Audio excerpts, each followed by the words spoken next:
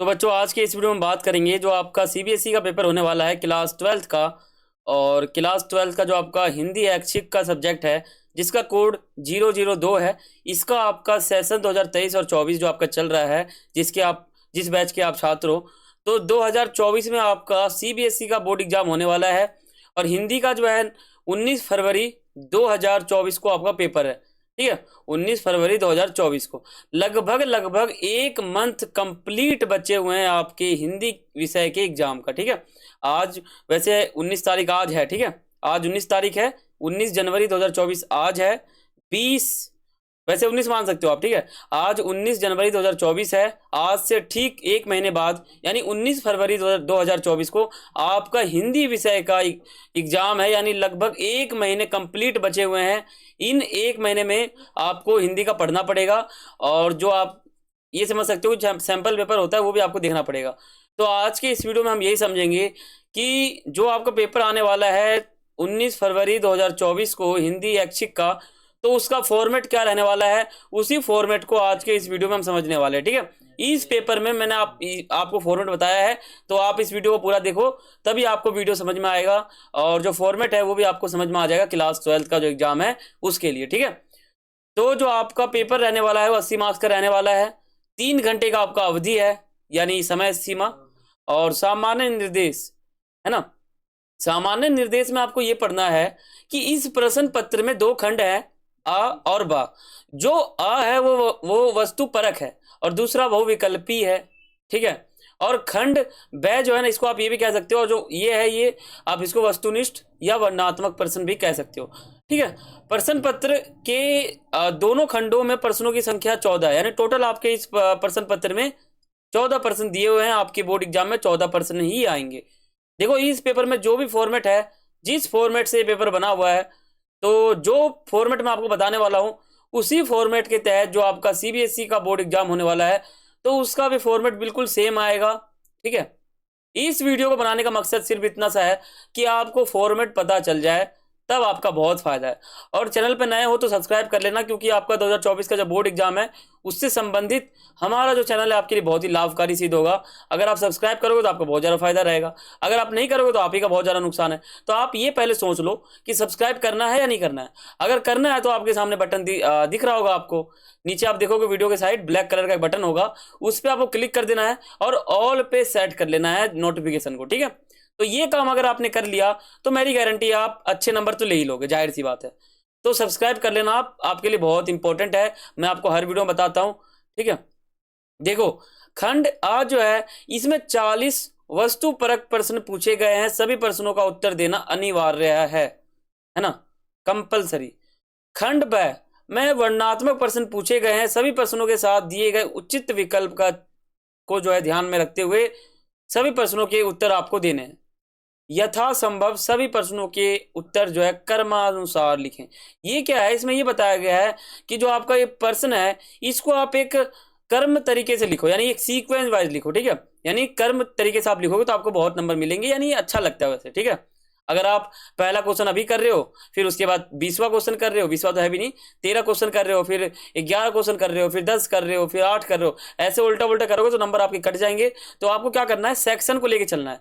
खंड आ में भले ही आप आगे पीछे कर लो कोई बात नहीं, लेकिन खंड आ जो है आपको शुरू करना है सबसे पहले। ठीक है, तो ये ऐसे ही आपको कर्म तरीके से लिखना तो आपको समझ में आ जाएगा। अब बात करते हैं खंड आ। ये है वस्तुपरक प्रश्न यानी अपठित बोध, जिसे हम गद्यांश भी कह रहे थे। तो 10 नंबर का आपका प्रश्न रहने वाला है। इसमें आपको क्या पढ़ना है, इसमें ये पूरा गद्यांश दे रखा है। इस गद्यांश को करने का एक ट्रिक बताऊं, इसको करने का ट्रिक ये है कि इस पैराग्राफ में बात किसके साथ हो रही है, फिर किसके ऊपर बात हो रहा है, यानी पूरा टॉपिक जो है किसके ऊपर चल रहा है, बस आपको ये समझना पड़ेगा। अगर आप ये समझ लोगे टॉपिक कि इसमें टॉपिक क्या है, मतलब इसमें टॉपिक क्या है, मुद्दा क्या है, ठीक है, मुद्दा क्या है, तो ये आप इसमें समझोगे तो आप इसका आंसर कर लोगे। जैसे मान लो यहाँ पे दे रखा है भारतीय संस्कृति की सबसे विशेषता रही है अनेकता में एकता। यहाँ पर संस्कृति की बात चल रही है। यद्यपि ऊपरी तौर पर भारत के विभिन्न प्रदेशों में पर्याप्त भिन्नता दिखाई देती है, तथापि अपने आचार विचार की एकता के कारण यहाँ समाज संस्कृति का रूप यहाँ पर देखने को मिलता है। यही कारण है कि विभिन्नताओं के होते हुए भी जो है भारत सदियों से एक भौगोलिक, राजनीतिक, सांस्कृतिक इकाई के रूप में एक विश्व का सबसे बड़ा और बहुत ही अच्छा स्थान यहाँ बताया जा रहा है। तो इसमें एक नॉर्मल सा संदेश मिल जाता है कि इस पंक्ति में कहीं ना कहीं भारत की सुंदरता का वर्णन यहाँ पे किया जा रहा है। तो इतना तो एक अंदाजा मिल ही गया। अगर आप पूरा पढ़ लोगे तो आपको और अंदाजा मिल जाएगा, आप इसको और समझ लोगे और फिर भी आप इसका आंसर लिख ही दोगे। ये बहुत आसान होता है, बहुत ही आसान। नीचे आप देखो प्रश्न क्या पूछा गया है। गद्यांश में सामाजिक विरासत किसे कहा गया है? संस्कृति को, भौतिक पक्ष को, विचारों को, आचार को।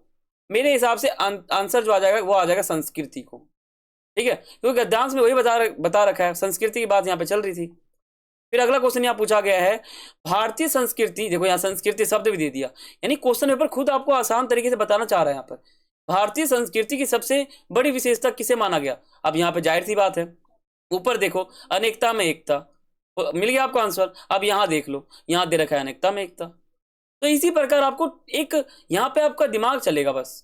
ठीक है, अब अगला क्वेश्चन क्या है? भारत में सामाजिक संस्कृति का रूप दिखाई पड़ने का क्या कारण है? धार्मिकता, विभिन्नता, एकता, विविधता। तो इसमें क्या है, यहाँ पे आप पढ़ोगे तो आपको आंसर यहाँ पे मिल जाएगा ऊपर। यहाँ पे बताया जा रहा है एकता के कारण यहाँ सामाजिक सांस्कृतिक रूप से देखने को मिलता है, यानी एकता की बात यहाँ पे चल रही थी। और यहाँ पे आप ऑप्शन देखोगे तो आपका आंसर क्या आ जाएगा? ग आ जाएगा। देखो मैंने इसका आंसर निकाल लिया बिना किसी चीज के, तो आपको गद्यांश में आंसर मिल जाएगा, इसका आंसर आ जाएगा एकता। तो इस प्रकार आप आंसर लिख सकते हो। भारतीय संस्कृति किसका मिश्रण है? प्राचीनता का, आध्यात्मिकता और भौतिकता का, आध्यात्मिकता का और भौतिकता का, प्राचीनता का या आध्यात्मिकता और भौतिकता का। तो यहाँ पे आप ऊपर देखो, यहाँ क्वेश्चन पूछा जा रहा है भारतीय संस्कृति किसका मिश्रण है? मिश्रण यानी दो चीज को मिला के जो तीसरा उत्पन्न हो जाता है, उस समय मिश्रण नामक शब्द का प्रयोग किया जाता है। यहाँ पे आप देखोगे नीचे, यहाँ पे आप पढ़ोगे इस लाइन को, तो यहाँ पे मिश्रण की बात यहाँ हो रही है। देखो भारतीय संस्कृति में आध्यात्मिकता और भौतिकता दोनों का ही मिश्रण रहा है। देखो गद्यांश खुद कह देता है यहाँ पर, तो हमारा आंसर क्या आ जाएगा? जाहिर सी बात है, हमारा आंसर आ जाएगा आध्यात्मिकता और भौतिकता, आंसर ख। देखो इसी प्रकार आपको आंसर लिखना है। गद्यांश के अनुसार भारतीय संस्कृति की विशिष्टता क्या नहीं है? गतिशीलता, ग्रहणशीलता, स्थिरता, लचीलापन। तो यहां पूछा गया इस गद्यांश के अनुसार ये बताओ कि भारतीय संस्कृति की विशिष्टता नहीं है इसमें से गतिशीलता, ग्रहणशीलता, स्थिरता या लचीलापन। तो इसका भी लाइन आप यहाँ पढ़ोगे तो आपको आंसर मिल जाएगा। देखो यहाँ पे आप इसकी प्राचीनता, इसकी गतिशीलता, इसका लचीलापन और इसका ग्रहणशीलता, इसका सामाजिक स्वरूप और अनेकता में निहित एकता की इसकी प्रमुख विशेषता है। यहाँ पे प्राचीनता, गतिशीलता, लचीलापन और ग्रहणशीलता सबकी बात यहाँ पे हो रही है। देखो यहाँ पे जाहिर सी एक पॉइंट मेरे हिसाब से आ गया यहाँ पर। देखो यहाँ पूछा गया है क्वेश्चन में, नीचे आप क्वेश्चन देखोगे, क्वेश्चन नीचे पूछा गया है कि गद्यांश के अनुसार भारतीय संस्कृति की विशेषता क्या नहीं है? क्या विशेषता नहीं है? हमने गद्यांश पढ़ा, गतिशीलता एक विशेषता है, ग्रहणशीलता एक विशेषता है, स्थिरता हमारा एक, देखो स्थिरता यहाँ नहीं है, और लचीलापन हमारा एक विशेषता है। यानी इसमें पूछा गया कौन सी विशेषता नहीं है, तो हमारा आंसर ग आ जाएगा। देखो कितना आसान लगा, ग आंसर आ गया। अगला क्वेश्चन है सभ्यता का अनुमान किससे लगाया जा सकता है? यहाँ दो बार आ गया, यहाँ पे कंफ्यूजन है। सकता है भीतरी उन्नति से, परोपकारिता से, व्यवहारिकता से, भौतिक सुख सुविधाओं से। तो यहाँ पूछा जा रहा है सभ्यता का अनुमान किसके या फिर किससे लगाया जा सकता है?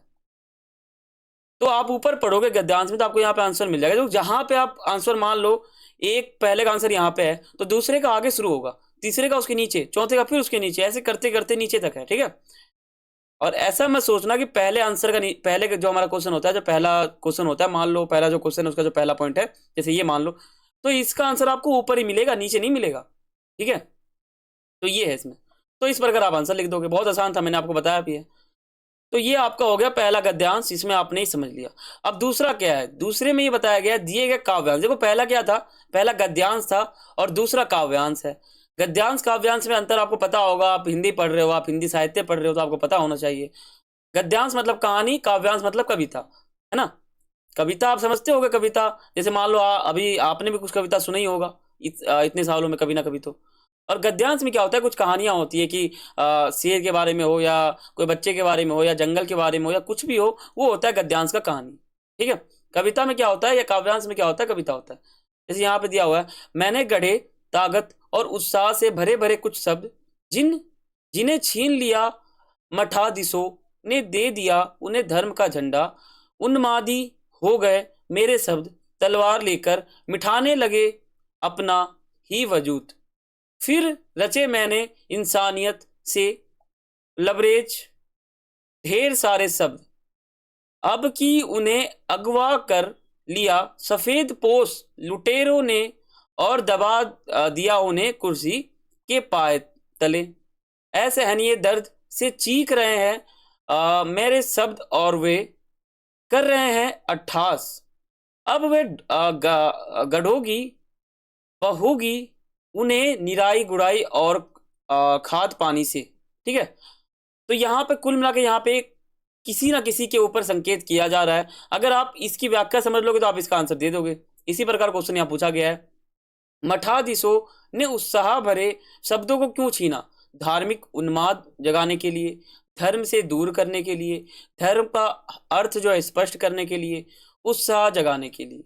तो आपके सामने 4 ऑप्शन है। अब इसका जो आंसर है ना आपको ऊपर वाले लाइन में मिलेगा, यहां मिलेगा आपको आंसर।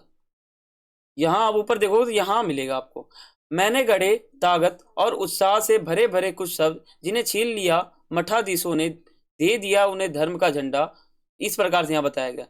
ठीक है, तो यहाँ पे आपको 4 ऑप्शन मिल जाएंगे। और यहाँ हमारा आंसर मेरे हिसाब से उत्साह जगाने के लिए आंसर हमारा घ आ जाएगा। ठीक है, क्योंकि ऊपर बात जो है उत्साह जगाने की ही हो रही है, तो हमारा आंसर क्या आ जाएगा? घ। तो इस प्रकार आप आंसर लिख सकते हो, है ना। तो ये आपका दूसरा काव्यांश हो गया। मैंने आपको हिंट भी दे दिया, बता भी दिया। देखो आपका जो अगला है ये अभिव्यक्ति और माध्यम से पूछा गया है। निम्नलिखित प्रश्नों के लिए जो है उपयुक्त उत्तर वाले विकल्प का चयन करिए और लिखिए। निम्नलिखित कथनों पर विचार करना है। ठीक है, निम्नलिखित कथनों पर विचार करना है। विशेष लेखन से समाचार पत्रों में विविधता आती है और उनका कलेवर बढ़ता है। विशेष लेखन मनोरंजन रहित एकांगी दृष्टिकोण वाला होता है। पाठकों की जिज्ञासा शांत करने के लिए विशेष लेखन किया जाता है। इन कथनों में से कौन सा और कौन से कथन सत्य हैं? केवल ए सही है, या 2 सही है, या फिर 1 और जो हमारा 3 है वो सही है, या 1 2 3 तीनों सही है। तो आपको इस प्रकार से आंसर देना है ना। तो आगे आपको मिलेगा मिलान वाला कि कहाँ किसका मिलान होगा। ठीक है, तो इसी प्रकार आपका फॉर्मेट 19 फरवरी 2024 को रहने वाला है। ठीक है, तो ये आपको मैंने बता दिया। और यहाँ पे आप देखोगे तो निम्नलिखित काव्यांश को ध्यानपूर्वक पढ़िए और उचित विकल्प का चयन करें। यह दीप अकेला स्नेह भरा है, गर्भ भरा मदमाता, पर इसको भी पंक्ति को दे दो। यह जन है गाता गीत, जिन्हें फिर कौन गाएगा? तो ये हमारा जो है यह दीप अकेला से लिया गया है। यह दीप अकेला जो हमारा चैप्टर था, जो कविता था, उससे लिया गया है। जिसके लेखक जिसके कवि कौन है? सच्चिदानंद हीरानंद वात्स्यायन अज्ञा, जिसे हम शॉर्ट फॉर्म में अज्ञा भी कह देते हैं। ठीक है, तो यहाँ पे आपको ये समझ में आ गया। तो प्रस्तुत काव्यांश में दीपक किसका प्रतीक है? आप सभी को पता है, दीपक मतलब व्यष्टि यानी व्यक्ति का प्रतीक। हमारा आंसर गया जाएगा। व्यक्ति की शक्ति किसके साथ बढ़ जाती है? अकेले रहकर, बिल्कुल गलत। समाज से जुड़कर, बिल्कुल सही। समाज का त्याज्य कर, त्याज्य यानी त्याग कर, सत्ता के साथ रहकर, गलत। हमारा आंसर आ जाएगा समाज से जुड़कर। ठीक है, निम्नलिखित कथनों पर विचार कीजिए। यद्यपि दीपक स्नेह और गर्भ में मदमाता होकर झूम रहा है, पर उसकी व्यक्तिगत सत्ता का कोई महत्व नहीं है। ठीक है, व्यष्टि जब समष्टि का अंग बनता है, जब एक व्यक्ति समाज का एक अंग बन जाता है, समाज के लिए कुछ करता है, तभी उसको महत्व जो है प्राप्त हो जाता है। कवि ने दीप के माध्यम से व्यष्टि या व्यक्ति को ईश्वर के संबंधों को व्यंजित किया है। ये आपको मिल गया कथन। अब इसमें आपको बताना है कौन सा सही है कौन सा गलत है ना। तो इस प्रकार से मान लो ऊपर आपको क्वेश्चन दे रखा था, ये दे रखा था आपको काव्यांश से। ठीक है, ये भी काव्यांश है, इसमें आपको एमसीक्यू मिलेगा। देखो ध्यान देना, आपका जो अभी खंड है ना, खंड आ चल रहा है, अभी ब नहीं आया है। ब आएगा आपको बताऊंगा, लेकिन अभी सिर्फ आ चल रहा है। ठीक है, तो इस प्रकार से फॉर्मेट देखो आप। आगे आप देखोगे व्यक्ति की तुलना समीधा से क्यों की गई? क्योंकि व्यक्ति समीधा की भांति अन्य लड़कियों की अपेक्षा अद्वितीय है। क्योंकि समीधा हवन रूपी अग्नि में जलकर प्रकाश फैलाती है, क्योंकि व्यक्ति समिधा की भांति नश्वर है, क्योंकि व्यक्ति समाज के लिए अनुपयोगी है। अब यहाँ पे देखो, यहाँ 4 ऑप्शन आपको मिल जाएंगे। फिर अगला क्या है, समाज की गहराइयों में डुबकी लगाकर मोती रूपी भावनाओं को बाहर का काम कौन करता है, गोताखोर, व्यक्ति, समाज, पंडुआ, है ना। तो ये आपका हो गया किसका, काव्यांश का। तो अब आपके सामने एक गद्यांश फिर दिया हुआ है जो कि 5 मार्क्स का है। गद्यांश है, 5 ऑप्शन है, आपको आंसर देना है। इसमें भी आपको क्या करना है, ट्रिक आपने सोचा होगा, मैंने आपको बता दिया था पहले ही। देखो ट्रिक क्या है, पहले आप इसमें समझो कि इसमें बात किसके ऊपर हो रही है। एक मिल मालिक के दिमाग में अजीब अजीब ख्याल आते रहे, ठीक है, जैसे सारा संसार मिल हो जाएगा, सारे लोग मजदूर और वहां उनका जो मालिक है, या मील में और चीजों की तरह आदमी भी बनने लगेंगे। यानी मील में जो सामान बनता है, तो ये लोग ऐसे सोच रहे हैं कि आदमी भी बनने लग जाएंगे वहां पर, तब मजदूरी भी नहीं देनी पड़ेगी, वगैरह वगैरह। एक दिन उसके दिमाग में ख्याल आया कि अगर मजदूरों के 4 हाथ हो तो काम कितनी तेजी से हो और मुनाफा कितना ज्यादा होगा। यानी ये आपका किससे लिया गया है, आप कहोगे ये किससे लिया गया है। देखो आपको ये ध्यान होगा आपके 4 लघु कथा से, शेर, ठीक है, पहचान, साझा, साझा और 4 हाथ। तो यहाँ पे मील मालिक की बात हो रही है। 4 हाथ, जैसा कि नाम ही 4 हाथ है। शेर की बात यहाँ नहीं हो रही है, पहचान की बात यहाँ नहीं हो रही है। साझा, साझा में कौन था आपको पता होगा, वो जंगल में जो हाथी घूम रहा था वो साझा में था। और 4 हाथ में कौन था, मील मालिक। तो हमारा ये जो पैराग्राफ है क्या बताता है, मील मालिक यानी 4 हाथ वाला जो हमारा लघु कथा था उसको दर्शा रहा है। मील मालिक के दिमाग में मजदूरों के 4 हाथ लगवाने का ख्याल क्यों आया था, क्वेश्चन मार्क। कम समय में अधिक लाभ कमाने के उद्देश्य से, मजदूरों का कार्य सरल करने के उद्देश्य से, वैज्ञानिकों को कोई ना कोई काम देने के लिए, मील के अजयाब घर में रखवाने के लिए। तो देखो इसमें आंसर कौन कौन सा नहीं हो सकता है, तो हमारा घ आंसर नहीं हो सकता। वैज्ञानिकों को कोई ना कोई काम देने के लिए, ये भी गलत है। मजदूरों का कार्य सरल करने के लिए, बिल्कुल गलत है। तो हमारा आंसर आ जाएगा का, कम समय में अधिक अधिक लाभ कमाने के उद्देश्य से। या फिर इसमें 4 हाथ का मतलब यही था कि हम तनख्वाह कम कर देंगे, या फिर हम 4 हाथ लगा देंगे तो क्या होगा, 4 हाथ लगाने से वो ज्यादा काम करेंगे। तो यहाँ पे हमारा ऑप्शन क्या था, कम से कम समय में अधिक लाभ कमाने के उद्देश्य से। हमारा आंसर क्या आ गया, का। तो इस प्रकार आपको आंसर देना है। ऊपर हिंट भी मिल रखा है, ऑप्शन भी मिल रखा है, इतना छूट है आपके लिए। देखो मील मालिक के ख्याल पर किसने पानी फेर दिया, मजदूरों ने, वैज्ञानिकों ने, नौकरों ने, उपरोक्त सभी। मजदूर हो नहीं सकते, नौकर हो नहीं सकते, और हमारा उपरोक्त सभी तो होगा ही नहीं, वैज्ञानिक ने, क्योंकि वैज्ञानिक तो आए थे हाथ लगाने के लिए, फिर लगा नहीं पाए वो। मील मालिक द्वारा मजदूरों के 4 हाथ लगवाने के क्या उद्देश्य थे, काम को शीघ्रता से करवाना, उत्पादन बढ़ाना, मजदूरों को ताकतवर बनाना, क्या खे दोनों। देखो मजदूरों को ताकतवर बनाना तो था ही नहीं, हमारा आंसर का भी हो गया और ख भी हो गया। तो हमारा आंसर क्या हो जाएगा, घ, क और ख दोनों। ठीक है, बहुत आसान है। वैज्ञानिकों को नौकर किसने बनाया, किसने बनाया, ये 4 आपके सामने ऑप्शन दे रखे हैं। ठीक है, 4 आपके सामने ऑप्शन दे रखे हैं। तो आप देखो यहाँ पर ले रखा है, शोषितों ने, पूंजीपति ने, वैज्ञानिक ने, कैख है दोनों। तो देखो वैज्ञानिक जो थे, वैज्ञानिकों को नौकर किसने बनाया था, जो पूंजीपति थे उसने, या जो शोषित थे वो। तो इसमें 2 में से एक आंसर है। ठीक है, अगर आपको इसका आंसर आता है तो मुझे कमेंट करके बता देना, मैं देखूंगा आपको इसका आंसर आता है कि नहीं। 1-2 क्वेश्चन आपको मैं कमेंट बॉक्स में लिख देता हूं ताकि आपको बहुत अच्छे से समझ में भी आएगा। देखो निम्नलिखित कथन और कारण को ध्यान पूर्वक पढ़ना है और दिए गए विकल्प को चयन करना है। कई साल तक शोध और प्रयोग करने के बाद वैज्ञानिकों ने कहा ऐसा असंभव कि आदमी के 4 हाथ हो जाएं। ठीक है, वैज्ञानिक चापलूस थे और वे सिर्फ मील मालिक की उनकी जो है हजूरी करते थे। तो यहाँ पे देखो, यहाँ जो कथन है पहला भी सही है, दूसरा भी सही है। तो यहाँ पे हमारा आंसर क्या आ जाएगा, आप ही सोचो। ऊपर आपको पैराग्राफ में भी दे रखा है, ऊपर आप यहाँ देखोगे तो आपको नीचे भी मिल जाएगा, ये रहा। इसमें आप पढ़ोगे आपको यहाँ पे आंसर मिल जाएगा।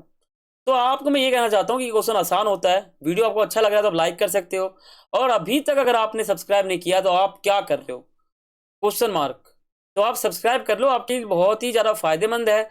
आपको वीडियो के नीचे दिख रहा होगा कैसे, मान लो अगर आप मोबाइल में देख रहे हो तो इस प्रकार से आपका मोबाइल है, ये ऊपर हमारा वीडियो चल रहा होगा, और यहाँ देखोगे तो आप एक बटन दिख रहा होगा आपको ब्लैक कलर का, तो इस पर आपको क्लिक कर देना और बेल आइकन को ऑल पे सेट करना है। ऑल पे कैसे, आप जब बेल आइकन पे क्लिक करोगे तो 3 बटन आपके सामने आएंगे, bell icon off, bell icon on और मीडियम, जिसमें बेल आइकन ऑन नहीं रहता। तो आपको ऑल पे करना है, जहां जो हमारा बेल आइकन है वो क्लिक हो जाए, ठीक है। तो ये काम आप कर लो, आपके लिए बहुत ही इंपॉर्टेंट है, बहुत ज्यादा इंपॉर्टेंट। अब बात करते हैं अंतरा भाग 2 से क्वेश्चन पूछा गया है, और अंतरा भाग में देखो, अंतरा भाग 2 में 3 ही चैप्टर थे आपके। सूरदास की झोपड़ी, विस्कोहर की माटी, अपना मालवा खाओ झाड़ू सभ्यता में, ठीक है। तो ये आपका इसमें था। और इनके लेखक कौन है, तो सूरदास झोपड़ी के लेखक हमारे मुंशी प्रेमचंद्र जी हैं, और विस्कोहर की माटी के जो हमारे लेखक हैं वो विश्वनाथ हैं, और जो हमारा अपना मालवा खाओ झाड़ू सभ्यता का जो चैप्टर है उसमें हमारे लेखक कौन है, कौन है आप बताओ, प्रभास जोशी, ठीक है, प्रभास जोशी, वो हमारे लेखक हैं अपना मालवा खाओ झाड़ू सभ्यता वाले चैप्टर के। तो यहां पे पूछा जा रहा है अंतराल भाग 2 से, ठीक है, अंतराल, ठीक है, मैंने अंतरा कह दिया था, अंतराल। तो देखो मिठुआ के प्रश्न, ठीक है, यानी मिठुआ कौन था, सूरदास का पोता। तो मिठुआ ने अपने दादाजी से एक प्रश्न पूछा कि अब हम क्या कहाँ रहेंगे, के उत्तर में सूरदास का कथन दूसरा घर बनाएंगे सूरदास की किस अभिवृत्ति को दर्शाता है। देखो यहां जो क्वेश्चन पूछा जा रहा है ना, ये है एमसीक्यू टाइप, ठीक है। निष्ठुर स्वभाव को, दृढ़ आत्मविश्वास को, पलायन को, स्वभाव को, या कर्तव्य विमूढ़ता को। तो हमारा आ जाएगा दृढ़ आत्मविश्वास को, ठीक है, मेरे हिसाब से ये होगा। देखो सूरदास विजय गर्व की तिरंगा या तरंग में राग के ढेर को दोनों हाथों से उड़ाने लगा, इसका कारण क्या था। झोपड़ी की राख को साफ करना, बिल्कुल गलत। राख से खेलना चाहता था, बिल्कुल गलत। जीवन मर्म समझने के कारण उसका दुख समाप्त हो गया था, या सूरदास धन के घमंड में भराया था, ये गलत, ऊपर गलत, नीचे गलत। हमारा आंसर ग आ जाएगा, ठीक है, यही हमारा आंसर है। अब मान लो कथन दे रखा है, यह फूस की राख नहीं न थी, उसकी अभिलाषाओं की राख थी। क्यों थी, क्योंकि आपको पता है सूरदास जो है पोटरी एक जमा करके अपने झोपड़े के अंदर रखा हुआ था। उसकी 3 अभिलाषाएं थी, मिठुआ की शादी, ठीक है, अपने पितरों का पिंडदान, और गांव के लिए कुआं बनवाना चाहता था। ये 3 इसकी अभिलाषाएं थी। तो अब क्या किया था, उसने पोटरी रखा था अंदर। तो इसमें विलन भी है, ठीक है, जगधर और भैरव। तो भैरव ने क्या किया था, उसकी झोपड़ी को जला दिया था, और पोटली तो वो लेने आया भी नहीं था, वो झोपड़ी में सिर्फ और सिर्फ आग लगाने के लिए ही आया था। तो उसको एक पोटली मिल गया, तो वो सोचा कि चलो ये भी ले जाते हैं। उसका मकसद था सिर्फ झोपड़ी को जलाना, ठीक है।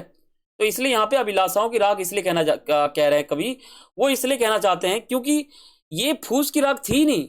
फूस मतलब कौन है, देखो झोपड़ी फूस से बनता है, ठीक है, जो बड़े बड़े बांस होते हैं पेड़ के, उससे बनता है झोपड़ी। तो यहाँ झोपड़ी नहीं जल रहा, यहाँ अभिलाषाएं जल रहा है। यानी एक अभिलाषा है सूरदास के अंदर, 3 अभिलाषा है, वो 3 अभिलाषा जो है इस पोट्री के जलने के बाद जल गया। तो ये कथन तो हमारा बिल्कुल सही है। सूरदास ने भैरव की झोपड़ी में आग लगा दी और उसके अरमानों पर जो है पानी फेर दिया। तो कथन तो सही है, और ये दूसरा भी सही है। तो क्या ये कारण सही बताता है, तो यहाँ पे बात होती है अभिलाषाओं की, और सूरदास ने भैरव की झोपड़ी में आग लगा दी और उनके अरमानों पे पानी फेर दिया। तो कहीं ना कहीं मुझे लगता है कि कथन भी सही है, कारण भी सही है, और इसकी व्याख्या भी सही करता है, ठीक है। फिर अगला आपको कथन वाला मिलेगा, ठीक है। तो इस प्रकार आपको मिलता रहेगा। मैं आपको सिर्फ बता रहा हूँ, सोच रहा हूँ कि आपको बता दूं तो आपको फायदा हो। जिसको आज विकास की औद्योगिक सभ्यता कहा जाता है, वह वास्तव में विकास की नहीं है। देखो आजकल क्या है, आजकल मनुष्य ने बहुत विकास किया, बहुत ज्यादा विकास। मनुष्य ने जो है बहुत सारी गाड़ियां बना दी, फॉर्च्यूनर हो गया, और भी बहुत सारी चीज हो गई, ठीक है। तो मनुष्य अपना विकास तो कर रहा है, लेकिन जो उद्योग होता है ना, उद्योग, मनुष्य अपना विकास किसके तहत कर रहा है, आप कहोगे उद्योग के तहत। मनुष्य काम करने के लिए जाता है, किसके लिए, पैसे के लिए। पैसे को हम क्या कहते हैं, धन। तो धन यानी मनी, रुपया, पैसा। तो धन के लिए जाता है, अब उद्योग लग जाते हैं। अब उद्योग में क्या होता है, मनुष्य अपना विकास तो कर रहा है। क्यों कर रहा है? उद्योग में जाहिर सी बात है, अगर मनुष्य के पास कपड़ा नहीं है तो उद्योग में कपड़ा बन रहा है, तो मनुष्य क्या कर रहा है, अपना विकास कर रहा है। लेकिन वो उद्योग जब बाहर धुआं फैलाता है, या बड़े बड़े मशीनों के उद्योग, देखो उद्योग भी 3-3, 4-4 प्रकार के होते हैं। तो कोई बड़ा उद्योग होता है, बड़ा उद्योग जिससे धुएं निकले, ठीक है, प्रदूषण फैले। तो जो वो उद्योग होता है ना, वो औद्योगिक सभ्यता नहीं है, विकास की सभ्यता। उसे हम जो है उजाड़ की सभ्यता कह सकते हैं। इसलिए जो हमारा चैप्टर है उसका नाम भी क्या रखा गया है, अपना मालवा खाऊ उजाड़ू सभ्यता। उजाड़ू का मतलब यहाँ पे किससे है, अपने उद्योग लगाकर अपने पृथ्वी को नष्ट कर देना। इसलिए इस चैप्टर का नाम ऐसा रखा गया है, ठीक है। उजाड़ की सभ्यता, उजाड़ की असभ्यता। हमारा आंसर देखो, मैंने पहले पढ़ लिया, हमारा आंसर जो है क आ जाएगा, उजाड़ की सभ्यता, ठीक है। तो मैं आपको बताना चाहता हूं, क्योंकि हिंदी है, बहुत आसान है, आप इसमें आराम से 80 में से 75 पार नंबर ला सकते हो। अगर आप थोड़ा कम पढ़ोगे तो अच्छे ला सकते हो, 60 प्लस तो आप ला ही सकते हो अपने बोर्ड एग्जाम में, 75 तो आप ला ही सकते हो, ठीक है, आपके ऊपर है। यानी 60 से नीचे तो आप जा ही नहीं सकते। अगर 60 से नीचे चलेगा तो यानी आप पढ़ने में कमजोर हो, क्योंकि हिंदी सब्जेक्ट है, इसमें आप 60, 70, 75 तो आ ही जाते हैं, क्योंकि हमारा राष्ट्रीय भाषा है ये, ठीक है। तो यहाँ पे आप ये तो समझ गए, बिल्कुल ये आपको समझ में आ गया होगा। तो अब क्या करना है, आप थोड़ा आगे समझते हैं। निम्नलिखित युग्मों पर विचार कीजिए। सिमरोल चोरल नदी, केवड़ेश्वर श्रीफा या शिप्रा नदी, ठीक है, जाना पाउथ पर्वत, चंबल नदी, विद्या यमुना नदी। तो यहाँ पे क्या करना, आपको एक तरह से कह सकते हो मिलान टाइप का है, इसमें मिलान आपको करना है। विस्कोर की माटी का विधा क्या है, विधा, विधा आपको पता होगा। देखो विस्कोहर की माटी की विधा क्या है, जीवनी, या क्या ये जीवनी है? जाहिर सी बात है जीवनी तो नहीं है ये, संस्मरण, इसको भी हम साइड में रखते हैं। रेखा चित्र बिल्कुल गलत है। तो यहां मैं आपको ये बता देता हूं, का गलत है, गा गलत है, इन दोनों में से एक आंसर है। आप मुझे कमेंट बॉक्स में जरूर बताना कि क्या विस्कोर की माटी की विधा संस्मरण है या आत्मकथा है। आपको बताना है आंसर, बिल्कुल आंसर आपको बताना है, बिल्कुल आंसर। तो आप मुझे बता सकते हो। अब बात करते हैं, देखो सेक्शन आ जो है ना हमारा, वो खत्म हो गया, बिल्कुल खत्म हो गया।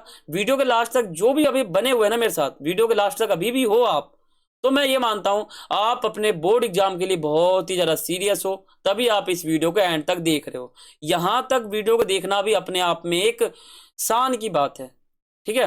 अगर इससे पहले जो वीडियो छोड़ के चले गए उनके लिए तो क्या कहें।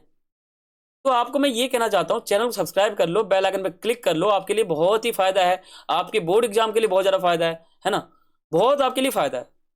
तो देखो यहां दिया हुआ है, निम्न में से किसी एक विषय पर रचनात्मक लेखन लिखना है, ठीक है, रचनात्मक लेखन लिखना है, बहुत आसान है। आप 120 शब्दों में आराम से लिख सकते हो। आपको महसूस करना है, कल्पना करना है। जिस प्रकार एक लेखक जब कोई कहानी लिखता है ना, तो कहानी वास्तव में सही नहीं होता, वो मनुष्य खुद अपने आप महसूस करके बनाता है उसको। दिखावे की संस्कृति पे लिख लो, या जैसे ही हमने बस पकड़ी। मधुर वचन है औषधि, कुटक कटुक कटुक वचन है या तीर। या तो आप इस टॉपिक पे लिख लो दिखावे की संस्कृति, या तो इस पे लिख लो जैसे ही मैंने बस पकड़ी। तो जैसे ही मैंने बस पकड़ी में आप बता सकते हो कि मैं एक दिन सुबह जा रहा था अपना बोर्ड एग्जाम देने के लिए, तो मैं बस का इंतजार कर रहा था, बस में आने में समय था, बस नहीं आया था।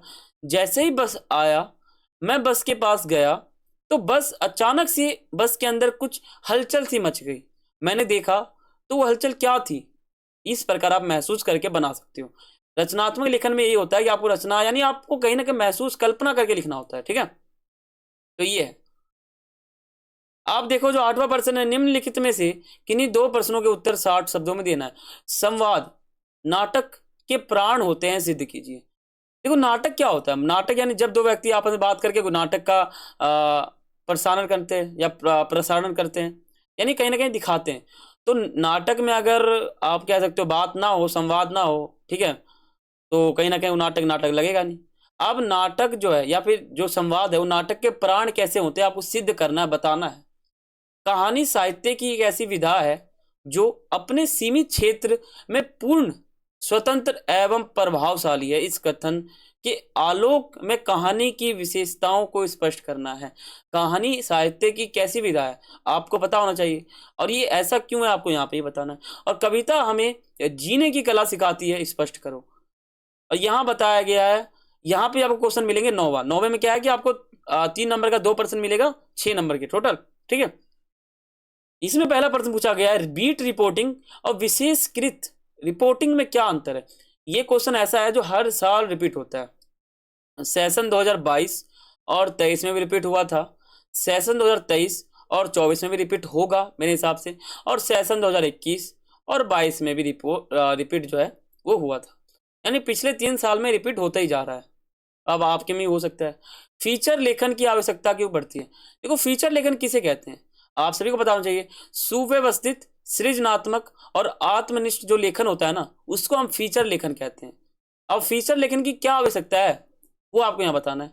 अब यहाँ प्रश्न दे रखा है, कॉर्नेलिया का गीत कविता में कॉर्नेलिया का गीत कविता में कवि ने भारत भूमि के प्राकृतिक सौंदर्य को किस प्रकार व्यक्त किया है।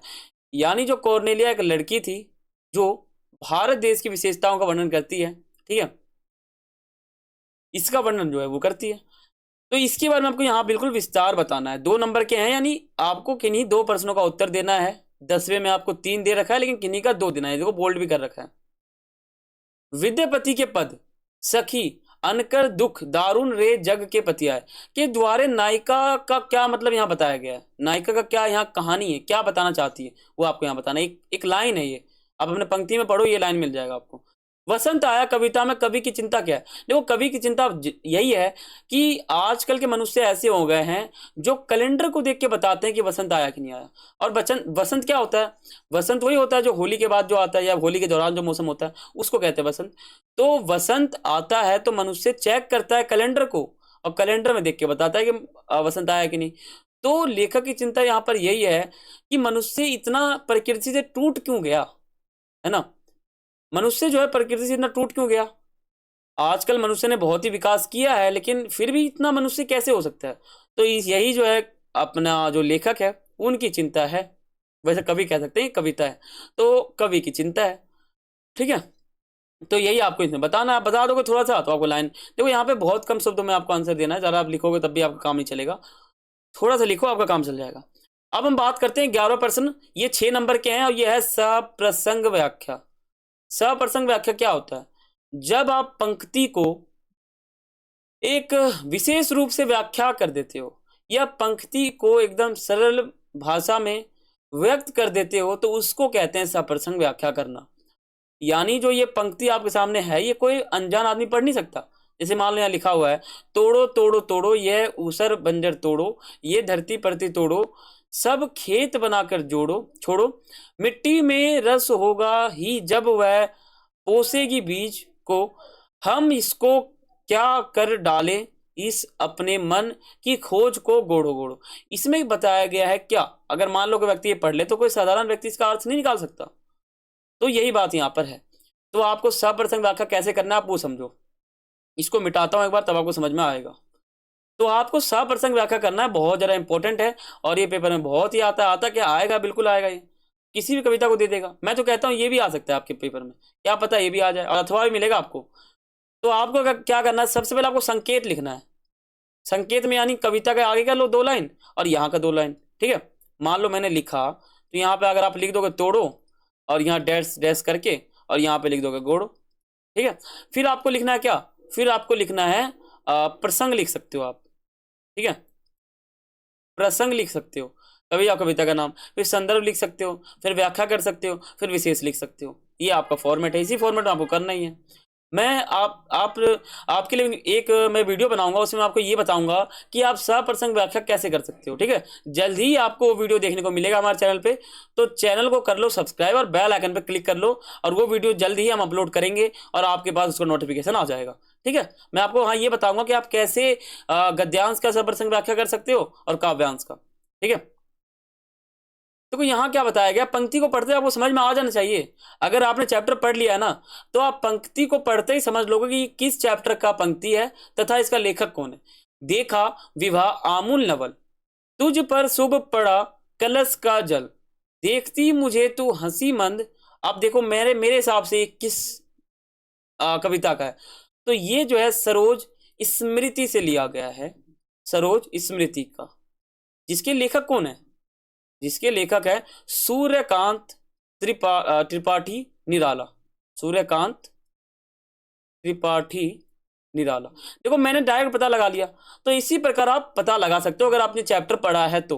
ठीक है, अब बात करते हैं, ये देखो 12वां आपका प्रश्न है जिसमें आपको 4 नंबर के हैं, यानी 2-2 करके है, आपको 3% मिलेंगे। आप किन्हीं 2 का आंसर दे दो, या तो ये दे दो या तो ये दे के ये दे दो, यानी तीनों में से कोई 2 देना है आपको। ठीक है, ये आपको क्वेश्चन यहाँ मिल रखे हैं। और आगे आपको क्या मिलेगा? आगे आपको गद्यांश का व्याख्या मिलेगा। देखो गद्यांश का व्याख्या और इजी होता है, आपको ये पढ़ना है, आपको समझ में आ जाएगा। ठीक है, तो ये है। अब देखो यहाँ पे क्या है, 3 नंबर का एक प्रश्न आपको मिलेगा सबसे लास्ट, 14 जो आपका प्रश्न है वो। ठीक है, तो यहाँ पे 2% मिलेंगे। किन्हीं एक का आंसर आपको देना है 60 शब्दों में। ठीक है, किन्हीं एक प्रश्नों का आपको 60 शब्दों में आंसर देना है। तो यही हमारा आज का वीडियो था, और मैंने बहुत ही अच्छी तरह से आपको समझाया है। आशा करता हूँ आपको समझ में आ चुका होगा। अगर आ गया है तो चैनल को कर लो अभी सब्सक्राइब, और बेल आइकन पे अभी क्लिक कर लो, क्योंकि ये बहुत इंपॉर्टेंट हमारा वीडियो था। और इसके आगे बहुत ही वीडियो आने वाले हैं जो आपके बोर्ड एग्जाम के लिए बहुत ही अच्छा है, बहुत ही फायदेमंद है। तो मैं आपको कहना चाहता हूँ, चैनल पर नए हो तो सब्सक्राइब करना बिल्कुल मत भूलना। अभी अगर आप वीडियो देख रहे हो तो आप सब्सक्राइब कर ही लोगे, लेकिन करके जाना आपके लिए बहुत ही इंपॉर्टेंट है, बहुत ही ज़्यादा इंपॉर्टेंट। ठीक है, तो ये तो आप समझ भी गए होगे।